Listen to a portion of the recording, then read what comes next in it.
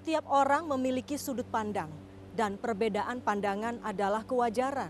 Sudut pandang berbeda bukan untuk menyudutkan, tapi untuk melengkapi pandangan, memperkaya wawasan, dan mempertajam nalar. Sudut pandang redaksi pekan ini mengangkat tema sanksi sosial bagi koruptor.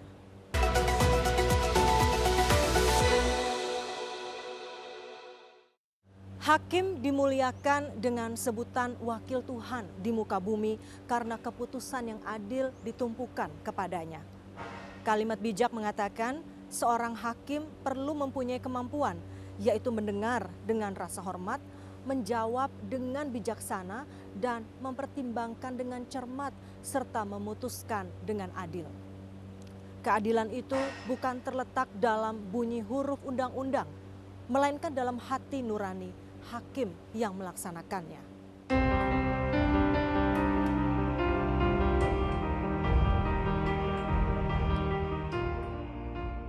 Publik dibuat tercengang dengan pernyataan Majelis Hakim Pengadilan Tindak Pidana Korupsi Tipikor Jakarta soal hal-hal meringankan hukuman bagi ex-Menteri Sosial Juliari Peter Batubara.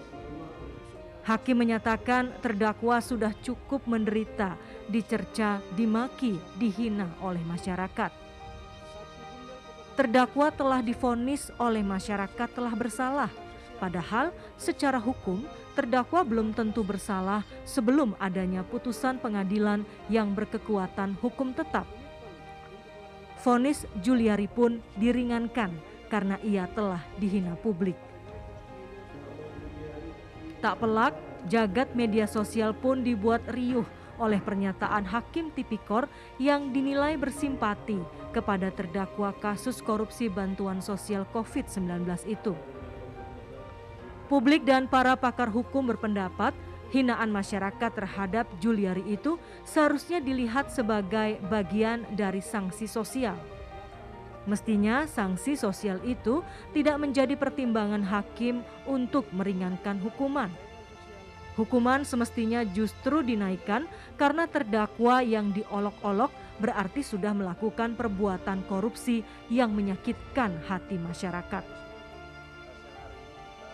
Publik masih ingat dengan pernyataan Ketua KPK Firly Bahuri yang pernah menegaskan bahwa korupsi anggaran penanganan bencana termasuk penanganan COVID-19 dapat dikenakan hukuman mati.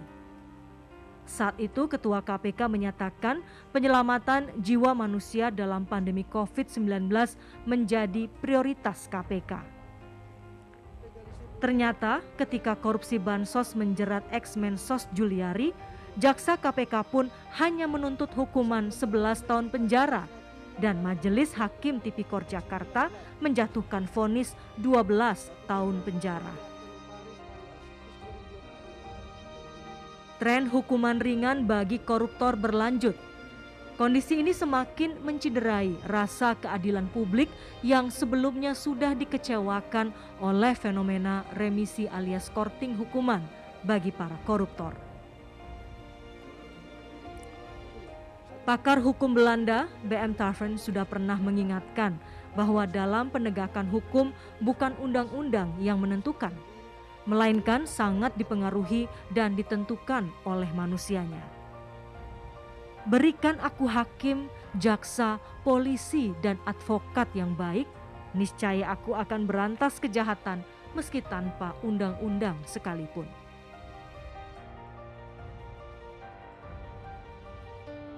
Sementara filsuf Yunani klasik Plato mengatakan, orang baik tidak memerlukan hukum untuk memerintahkan mereka agar bertindak penuh tanggung jawab. Sementara orang jahat akan selalu menemukan celah di sekitar hukum.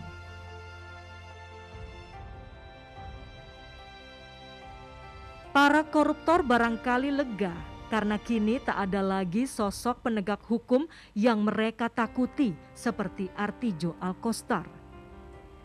Menko Polhukam Mahfud MD menjuluki Artijo sebagai algojo koruptor yang urat takutnya sudah putus berhadapan kekuatan politik di belakang seorang terdakwa. Mantan Jaksa Agung Baharudin Lopa, sosok pendekar hukum jujur, berani dan sederhana, mewariskan nasihat bijak kepada para penegak hukum. Janganlah takut menegakkan hukum dan jangan takut mati demi menegakkan hukum. Filsuf negeri tirai bambu China Lao Tse mengatakan, jika kamu menjalankan keadilan, bahkan jika kamu mati, kamu tidak akan binasa.